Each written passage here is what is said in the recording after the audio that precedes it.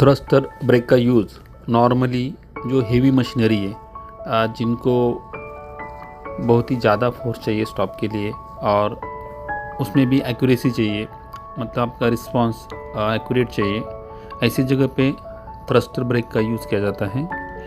ये जो Gentry cranes है उसमें मोस्टली जो हॉइस्ट ड्राइव है उसके लिए और कभी कभी ट्रैवर्स ड्राइव के लिए भी आपको ये ब्रेक यूज़ किया हुआ मिलेगा।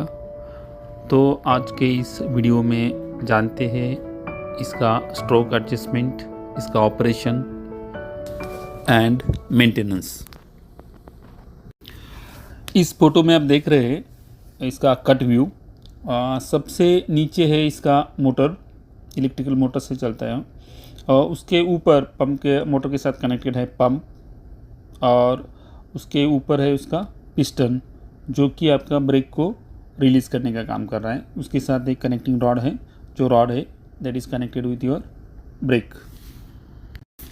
इसे ओपन करने का भी मौका हमें मिला है, तो आप देख सकते हैं इसके इंटरनल पार्ट। आपको सबसे पहले दिख रहा है ये मोटर का स्टेटर, रोटर एंड आपको दिख रहा है ये जो इसका पंप, उसका जो डिस्टेंस पीस है एक।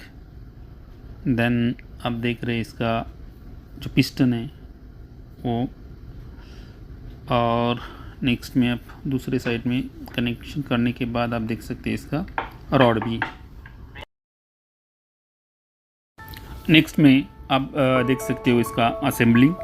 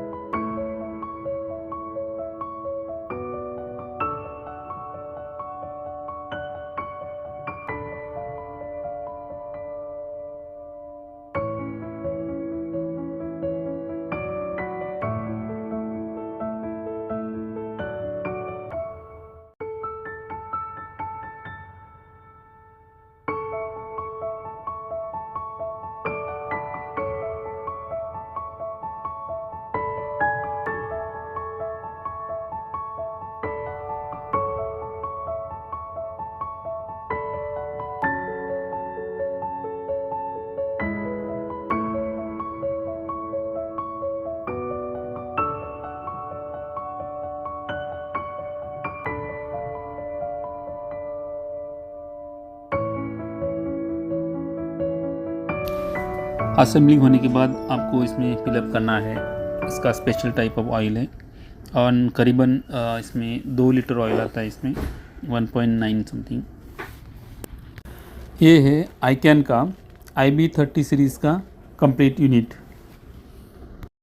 ये जो है ये है माउंटेड किया हुआ, ब्रेक के साथ माउंट किया हुआ थ्रस्टर। उसके बाजू में आप देख सकते हो टेंशन एडजस्टिंग एक स्प्रिंग है और उसी के साथ में है मैनुअल रिलीज हैंडल, और इस स्प्रिंग के ऊपर एक इंडिकेटर भी रहता है जिससे आपको इसके ऊपर कितना टेंशन ब्रेक के ऊपर दिया हुआ है आप वो देख सकते हो। उसके ऊपर एक स्केल भी है और ये फैक्ट्री सेट हो आता है और प्रिसाइज रहता है, तो आप उसको एडजस्ट कर सकते हो। एडजस्टिंग के लिए इसके नट भी दिए हैं, मगर better not to disturb it. और ये जो आप देख रहे हैं ये है इंडक्टिव प्रॉक्सिमिटी सेंसर। ये इसे acting like a limit switch. जब ब्रेक खुलता है तो उसके सामने एक मेटल प्लेट आती है, तो ये सिस्टम को एक्नॉलेज कर देता है कि break is released.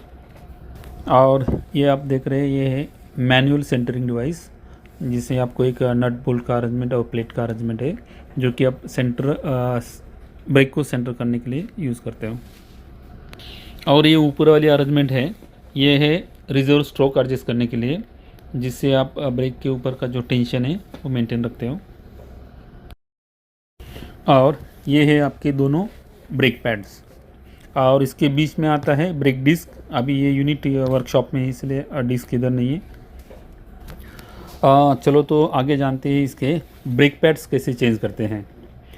Brake pad change करने के लिए आपको चाहिए एक एलन की सेट, एक 10 नंबर का स्पैनर, एक 17 नंबर स्पैनर, एक 24 नंबर का स्पैनर, और आपको ब्रेक पैड खोलने के लिए चाहिए एक 13 का रेंच या स्पैनर।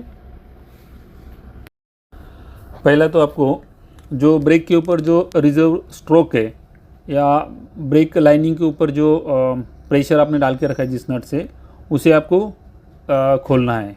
तो उसके लिए आपको जो उसका जो लॉकिंग अरेंजमेंट है उसे पहले खोलना है। उसके लिए आपको एक 10 के नट से उसको खोल के जो स्क्रू है उसे लूज़ करना है अच्छा सा, और उसके बाद आपको जो कॉलर स्टॉप है उसको कम्प्लीटली थोड़ा आउट करना है, जिससे आपका फ्री व्हील विथ टैपेट है वो हाथ से मतलब आप घुमा सके, इतना फ्री हो जाए।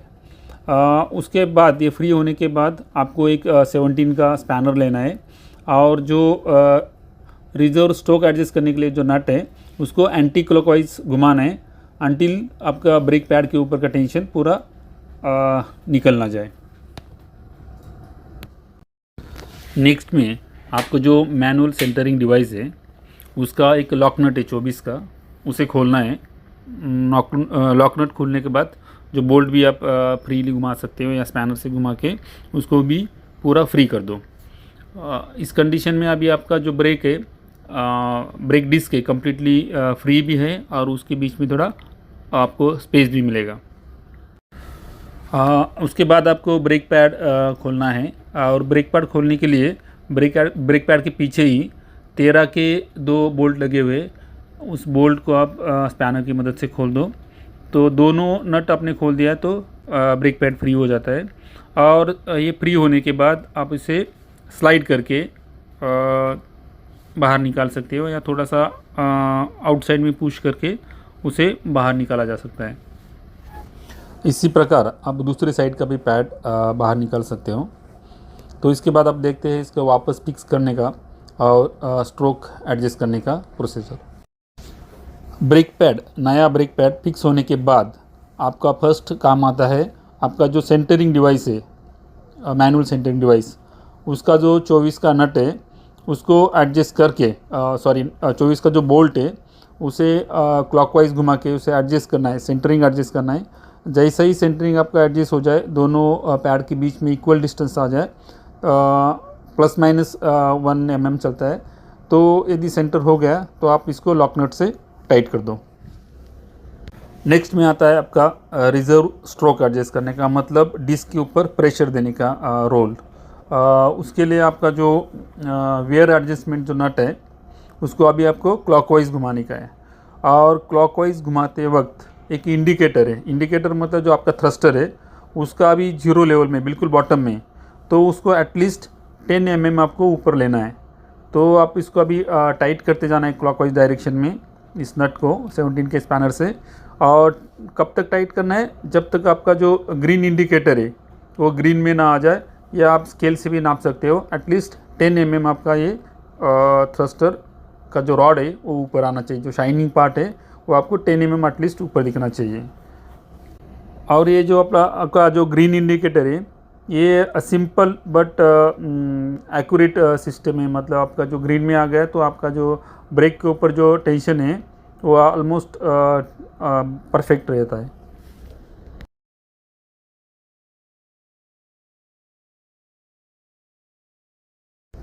नेक्स्ट में आपको करना है जो फ्री व्हील टैपेट है, जो वेयर एडजस्टमेंट का जो नट है उसके बाजू में, उसको लॉक करना है।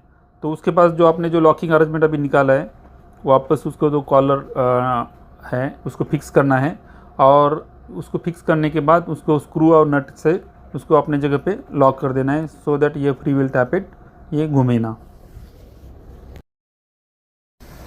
इसके बाद आप देख रहे हो मैनुअल रिलीजिंग अरेंजमेंट, जो हैंडल है उसका बटरफ्लाई नट आपको निकालना है, और हैंडल को अप डायरेक्शन में खींचने से आपका जो ब्रेक है वो रिलीज़ हो जाता है। ये जो ब्रेक है आप पावर फेलियर कंडीशन में आप उसको मैनुअल रिलीज़ भी कर सकते हो। और मैनुअल रिलीज़ करने से पहले आपको जो सेफ्टी प्रिकॉशंस है वो लेना है। आपका ड्राइव लॉक है, मतलब फ्री फॉल तो नहीं होगा, या आपका जो ट्रैवर्स है वो स्लाइड तो नहीं होगा, इसका प्रिकॉशन है, सब सेफ्टी लिया है तभी इसको खोलने का है।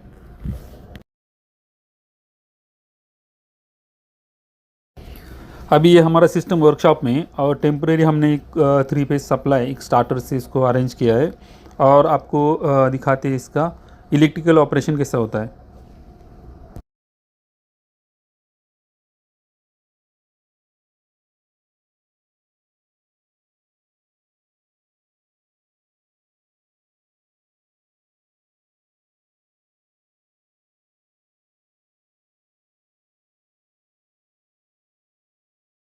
इसके जो लीवर का जो मूवमेंट है ये बहुत ही कम है, इसे नोटिस भी करना थोड़ा मुश्किल हो जाता है क्योंकि पैड सिर्फ अपने जगह से 1-1, 2-2 mm सिर्फ मूव हो रहा है, जिससे आपका डिस्क है जो हमने टेम्परेरी अरेंजमेंट करके लगाया जस्ट 1 mm का गैप आ रहा है, जिससे आपका डिस्क फ्री घूमता है। और इसका जो पल्क्रम ऐसे एडजस्ट किए हुए हैं कि जैसे आपका जो थ्रस्टर उसको ऊपर उठाता है तो एक पैड दोनों पैड मतलब अपोजिट डायरेक्शन में जाते हैं, एक इस साइड में एक उस साइड में, सो दैट आपका बीच वाला जो डिस्क है वो फ्री हो जाता है। ब्रेक का मेंटेनेंस करते वक्त आपका और एक ध्यान देना है, जो मूविंग पार्ट है, जो हिंज पार्ट है इसका, वो सारे अच्छे से फ्री होना चाहिए। थोड़ा सा WD मार सकते हो आप, इसका पैड और डिस्क है इसके ऊपर ग्रीसी या ऑयली मत जाने दो, बाकी एरिया में आप उसको फ्री रख सकते हो। यदि वो फ्री नहीं है तो ब्रेक पैड है वो कभी क्रॉस लग जाते हैं या एक साइड में हो जाते हैं, वो तो आपका जो ब्रेक पैड है ये वेयर आउट एक साइड में होना चालू हो जाता है। और नया ब्रेक पैड डालने के बाद आप उसको ड्राइव को चलाते समय आप उधर रहिए, सो दैट जब उसका यदि सेंटर थोड़ा सा इधर उधर है चलाते टाइम वो घिस रहा है तो आप वो नोटिस कर सकते हो और अकॉर्डिंगली आप जो सेंटरिंग डिवाइस है उसे थोड़ा एडजस्ट करके उसको सेंटर में रख सकते हो, क्योंकि ये पूरा पार्ट मूव होता है तो कभी कभी आप सेंटरिंग ठीक से नहीं कर पाते, तो बेटर है उसको चलाते टाइम में उसको नोटिस करें और उसको एडजस्ट करें। और इसे टेस्ट करने का और एक अच्छा तरीका है कि आप उसे चलाने के बाद ब्रेक पैड ठीक से एक्टिव हो रहा है नहीं है देखने के लिए आप उसको इमरजेंसी स्टॉप दबा के हाफ स्पीड में चला के ड्राइव को इमरजेंसी स्टॉप लगा सकते हैं और उसके ऊपर कुछ लोड भी रख सकते हैं, हाफ लोड रख सकते हो। और ये ऐसा 2-4 बार करने के बाद आपको इसका प्रॉपर अंदाज़ा आ जाएगा कि ब्रेक ठीक से लग रहा है या नहीं लग रहा। और ये जो आप देख रहे स्प्रिंग टेंशनर यूनिट जो ब्रेक के ऊपर फोर्स लगा के रखता है, उसको आप उसके ऊपर एक टॉप नट दिया है, उससे आप उसका स्प्रिंग टेंशन एडजस्ट कर सकते हो। और उसका इंडिकेटर जो एक ब्लू स्केल है, स्केल के ऊपर एक ब्लू इंडिकेटर है, उसके टॉप में आप आई के लेवल में देखने का है तो आपको उसका कितना न्यूटन मीटर की इसके ऊपर फोर्स है वो आपको अंदाज पता चल जाएगा। और ये फैक्ट्री सेट आता है, उससे आपको चढ़ने की ज़रूरत नहीं है। और स्प्रिंग के ऊपर जो टेंशन एडजस्ट करने के लिए जो नट दिया है उसको एडजस्ट करने से पहले उसके नीचे एक लॉक नट है, उसे खोलना और उसके बाद ही उसको आपके स्प्रिंग के ऊपर टेंशन एडजस्ट कर सकते हो। आशा करता हूँ कि आपको वीडियो अच्छा लगा। तो दोस्तों बनता है अभी लाइक शेयर एंड सब्सक्राइब।